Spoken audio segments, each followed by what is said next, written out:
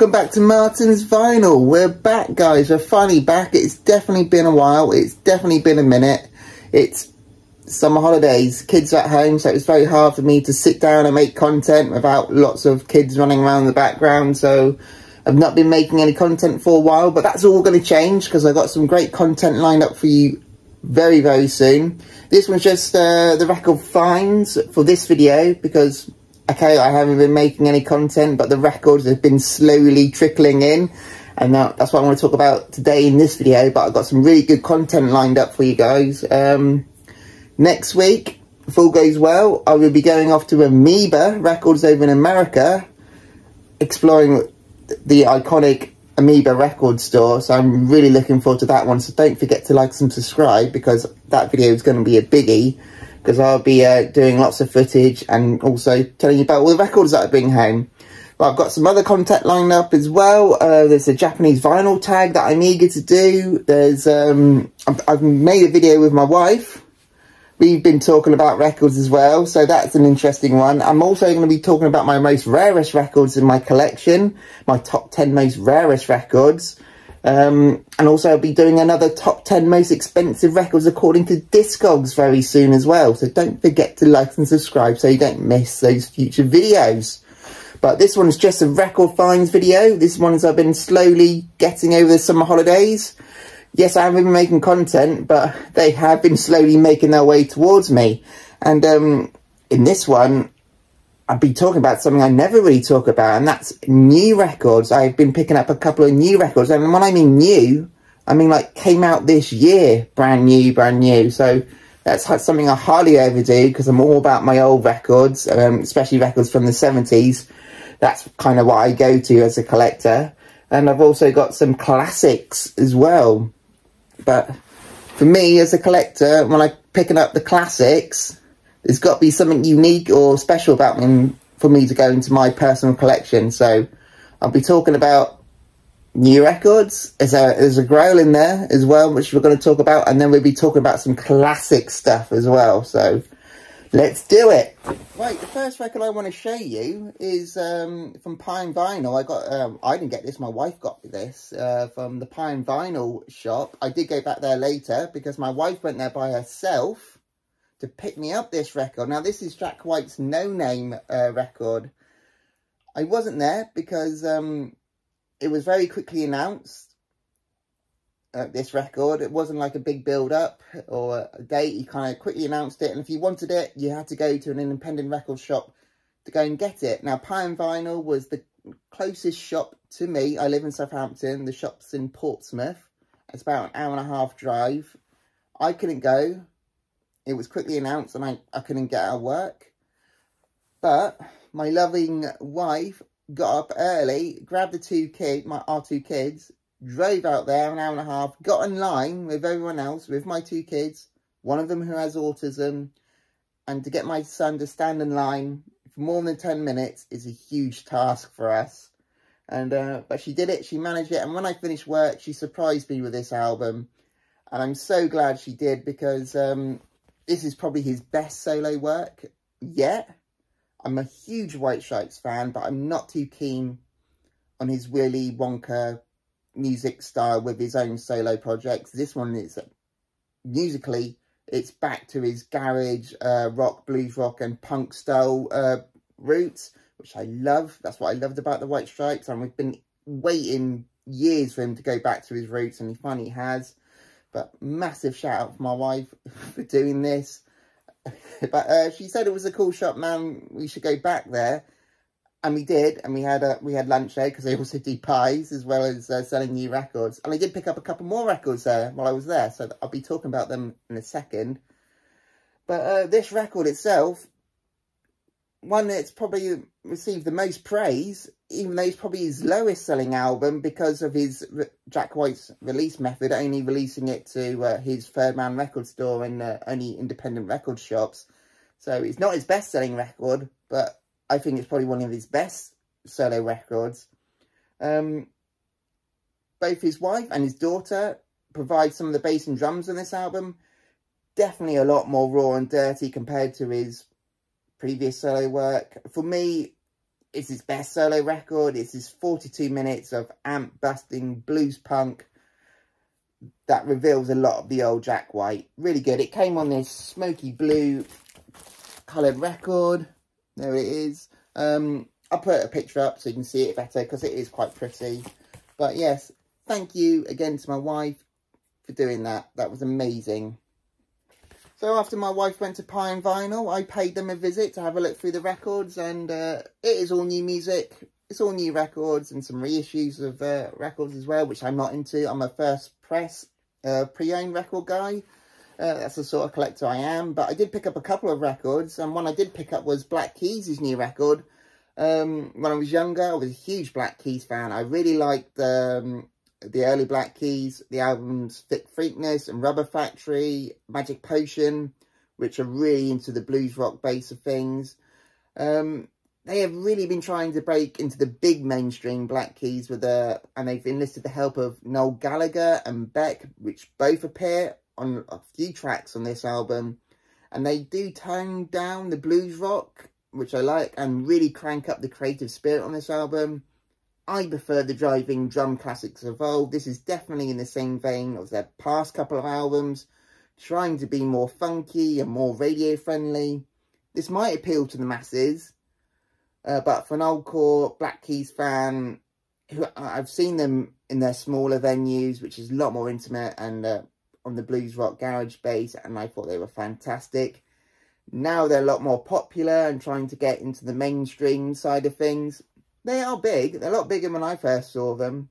But their tour managers thought they were even bigger, and they were trying to sell them into massive venues. I know they have headline festivals and stuff, but a big venue arena band, they are not. They're not that sort of band. And I have seen in the news that they have cancelled and fired some of their tour managers because they were trying to book them out these massive arenas, and the tickets aren't selling because they're not a big mainstream band. They're not up there with, trying to think of a big, like Coldplay, for example. They can sell out their arena, those sort of arenas. Black Keys can't. They're not that sort of band. If anything, they need to go back to their more intimate ones because they were amazing then. Yeah, they got, this is more radio friendly, and I have the most of their back catalogue, so I picked this up. Do I like it? Yeah, it's okay. Do I love it? No. So I'll probably pick this one up now and again when I'm in the funky mood, but not a great album.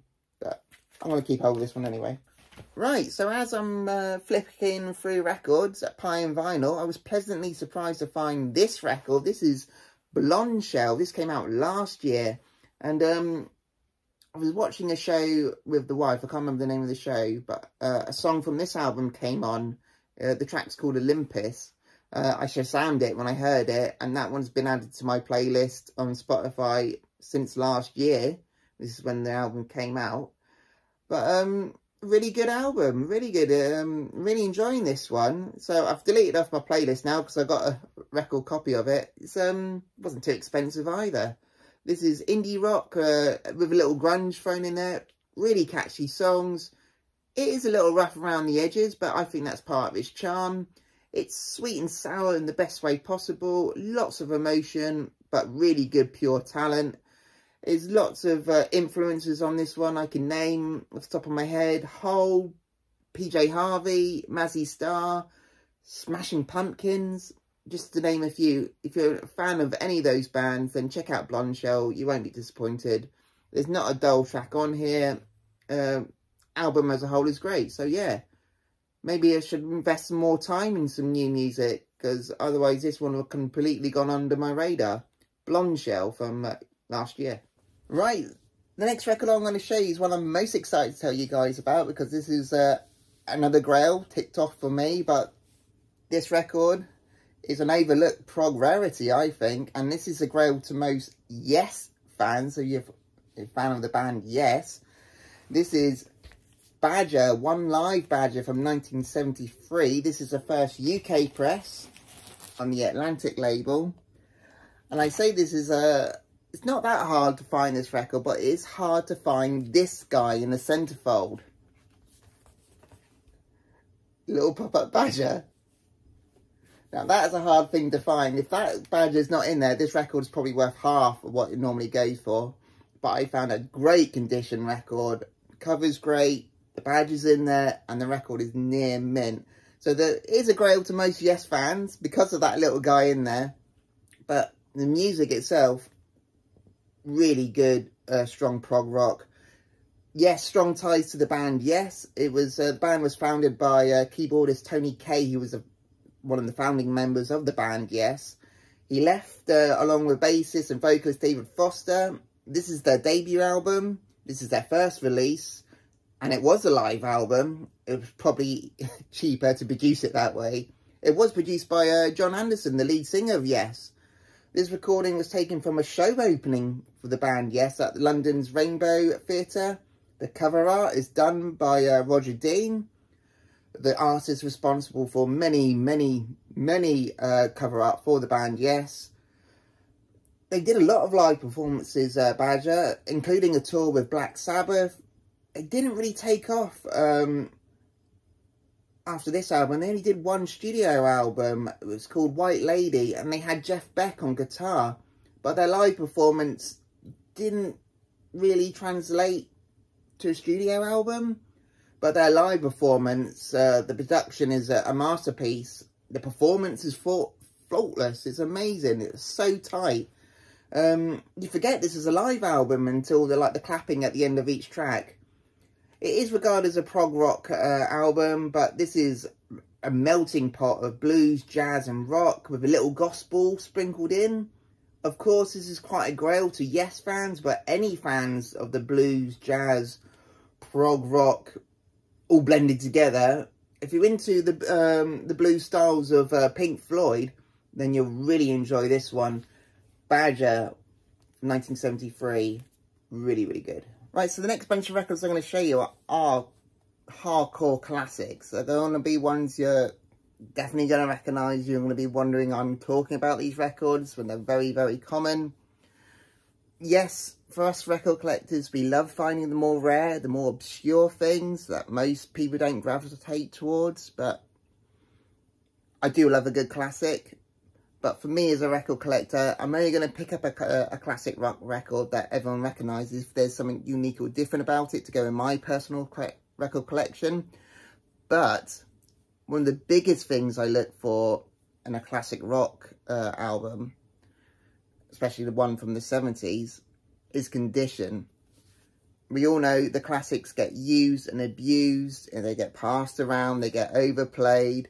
So finding a record of a classic record that's over 50 plus years old in near mint condition is a very, very hard thing to find. Extremely hard thing to find. To find a first original press that's over 50 years old in non-play condition, that's even harder to find than the more rare, obscure stuff. To find a record from the 70s clean and well preserved is a hard thing to find. So yes, you're going to recognise them, but to find them in this good nick is almost impossible. Case in point, this is Leonard Skinnerd's debut album, pronounced Leonard Skinnerd. This one I don't think has been played at all. I picked this one up at Southampton Record Fair. I got it from Richard. If you're in Southampton and there's Record Fair on, go and say hello to Richard for me. I don't see him as often as I would like. He also has a great YouTube channel himself. Check it out. It's all good stuff. Now, he sold this one to me, and this thing is in mint condition. Don't think it's been played. First UK press. This thing's over 50 years old, and the songs have never sounded better. All familiar with this album. This is their debut album. It's probably got most of the best well-known tracks on there. Give Me 3 Steps, Simple Man, Tuesday Gone, and Freebird. This might as well be a greatest hits collection. There is 4 other tracks on here, and they're all just as equally as good as the rest of those other big songs. I finally got the record in my hand now, and so it's my turn to say this, because other people have said it, but it's my turn to say it now. I'm going to say it. The cover art. This guy in the middle here, Gary Rossington, after this photo was taken, he vomited all over the pavement.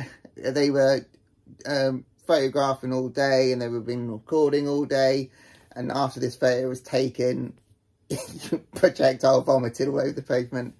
And also, when the photo was taken, they didn't notice that there was this lightning bolt in the sky as well. What else can I say about Leonard Skin? Apart from they're probably the biggest southern rock from America album out there. If this if southern rock was a religion, this would be their Bible. It's a massive one. So yes, finally have Leonard Skin in my collection, but I've heard the songs hundreds of times, and I got it on the cleanest record I could possibly find from the 70s, 1973. And for me, Freebird has never sounded better. It's like I've rediscovered that song again. It sounds amazing. So yes, if you find a good clean copy of Leonard Skinner's, pronounced Leonard Skinner, you're a very, very lucky person, because it sounds incredible. Next record I'm going to show you, if I was going to be doing my top 10 favourite albums of all time, this one would definitely be in there. This is Led Zeppelin's Physical Graffiti from 1975. First UK vinyl original press. One of my favourite albums of all time. We went to New York earlier in the year, and I had to go to St. Mark's Place, 96th and 98th Street, to see this iconic building. I had to go see it because it is one of my favourites. You're probably wondering why it's taken me so long to find a copy, because to find a near mint copy of this can be very, very pricey. Very pricey. It's very hard to find a copy without any of these windows torn out. It's hard to find one with all the inserts, and it's also very hard to find a good clean vinyl copy. I finally got my hands on one. It's taken me a long time, yes, but I'm glad I held off, because this one sounds brilliantly. Really, really good. A note to any new record collectors, if you're trying to find a first UK press of this, look out for the rim text, that rim text there. If you see the Warner logo, the little black W, you don't have a first press. If it doesn't have that, then you probably make sure you check the matrix numbers, but that's when you've probably got a first press. Physical Graffiti is packed with so many great songs. It's hard to pick out highlights without naming the whole album. But Physical Graffiti, finally in my possession. Happy days. Amazing album. Right, next record I want to show you guys is Savoy Brown, Looking In from 1970. This is the first UK press on the Decca label. There you go. Now, to find good clean ones of this is very hard and very expensive. You guys over in the States are probably scratching your head, because Savoy Brown is a lot more popular over there, even though they are a UK-based band. But over in the States, you can find one on the Parrot label for a lot cheaper compared to this one. I actually made a video about 2 years ago saying how much I wanted this record, my top 10 most wanted records. Yeah, the early Savoy Brown stuff is really, really good stuff. The guitarist, Kim Simmons, is hugely underrated.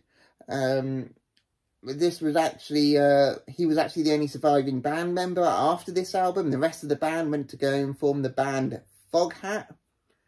For one of the best in British blues rock, look no further than Savoy Brown with Looking In. This is music that you never hear on the radio. Savoy Brown play very good, solid blues rock.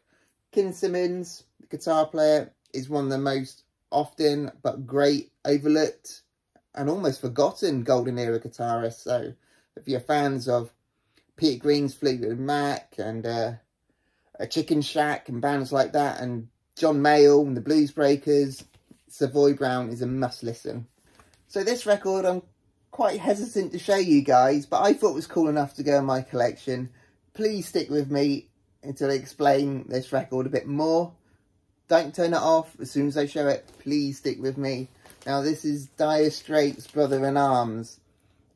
Now, if you type this in Discogs, you're going to probably see that tens of thousands of people have it in their collection. But not many people got this copy. So I thought it was cool enough to go in my collection. I have a guilty pleasure with Dire Straits. Don't get me wrong. I used to work for John Illsley, the bass guitarist of the band.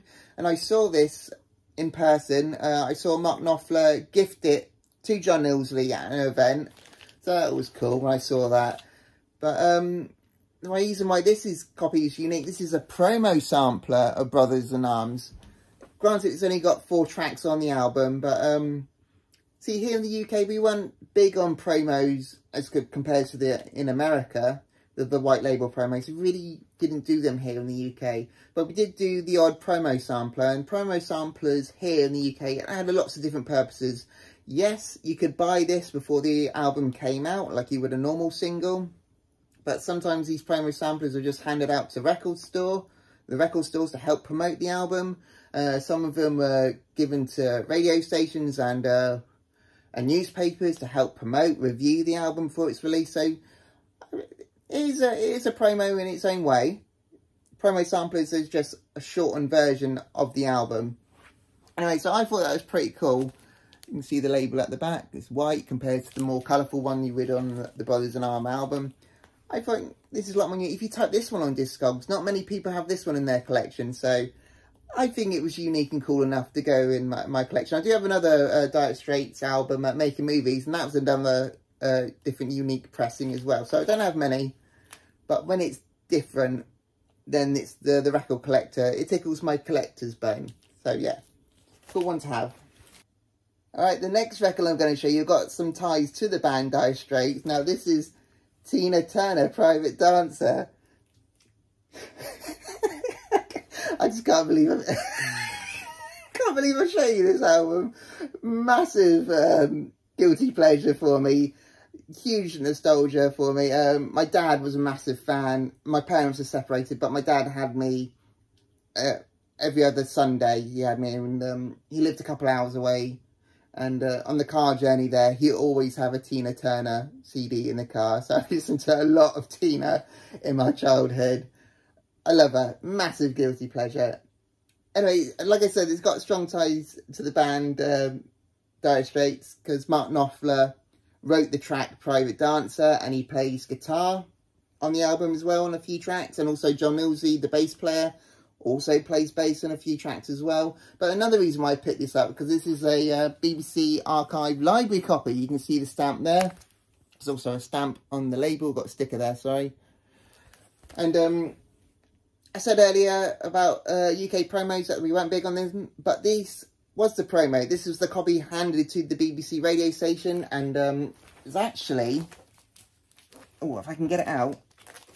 Hold on. And get the record out. As you can see in the tracks on the back there, they've been circled. The tracks, a big one, What's Love Got to Do With It, Private Dancer, and Let's Stay Together. Those ones were telling the DJ what to play on the station. So this one was probably used for its radio purposes. But yeah, so this was kind of equivalent to a UK promo for us. So very happy to have this in collection. As a massive Tina Turner fan, I'm chuffed to have it. Massive guilty pleasure for me. Yes, thank you. Right guys, the last record I'm going to leave you with is Albert King's New Orleans Heat from 1978. Now this is actually a compilation album of his work. I don't normally do compilations. I'm a first press guy. I love to find the first original presses. I'm hoping to find some of his stuff when I go to America next week. I'm trying to find Born Under a Bad Sign, Lovejoy, and I want to get funky because blues, Albert King doesn't get better. Well, not only that, the other reason, it's still sealed when I found it, but not only did I find a copy, I found a promo copy of it as well. Can you see the small text there? Promo copy, not for sale. So that's pretty still a cool thing to find. Yes, it's a compilation, but a sealed promo copy. I had to get it. I had to get it. Anyway, that's it. That's what I'm going to leave you with. But as I mentioned earlier in my video, I want to touch on the sound quality of some of these records that I've got. As you've seen, I've got some new records, and I've got some records from the 70s and 80s. And I'm going to have to say that new records don't sound as good as the older stuff. When you find that a near mint record from the 70s, it sounds so much better. These new records, I know they're on high in demand and pressing plants are trying to keep up with supply and demand, but if the sound quality is not there, I don't think we should be buying them. if they're not as good as the stuff that's in the past, these things should be sounding better, surely. Anyway, I got the Jack White one, and I got the Black Keys one, and they just don't have the warmth and depth that you would get on an old classic. Like I said, Leonard Skin Freebird is never sound better. It sounds so good, so crisp, so much depth. It sounds amazing, and you just don't get that on a new record. I don't know what digital process there is with these new records. I'm not an expert. I'm not even an audiophilist, but I do know that vinyl records is the best format to listen to music. And for me, these new records aren't cutting it. And not only do they not sound great, I've bought a couple of Third Man records in the past, and they always seem to be slightly warped. I find a lot of new records to be slightly warped. I mean, I've got records from the 70s, and they're not warped. They've been on shelves for decades, probably surviving whatever elements they're going through, but they're not warped. And I'm finding new records, and I'm opening up and going, it's warped. And also the sleeves are sometimes torn in the middle as well. So that's just, it's frustrating. So it makes, when you find one of those classic albums from the 70s and you find it in mint condition, it's like, it's a big thing to find. Anyway, I'm not saying you should stop buying new records. You guys do you, if that's what you want to do. But for me, I am quite hesitant on buying a new record that's just come out recently, because it doesn't do it for me. It really doesn't. But that being said, I have listened to some of the Neil Young archive copies, because he's been re-releasing them. I've got a couple of those records. They sound pretty good. But that's on his own label. So I don't know if it's a different thing for different labels and different pressing plants. All I'm saying is, please beware if you're going to buy a new record, because I've had a lot, it hasn't been that great. Anyway, thank you very much if you made it to the end. Don't forget to like and subscribe, because I've got a lot of cool videos coming your way. Thank you very much.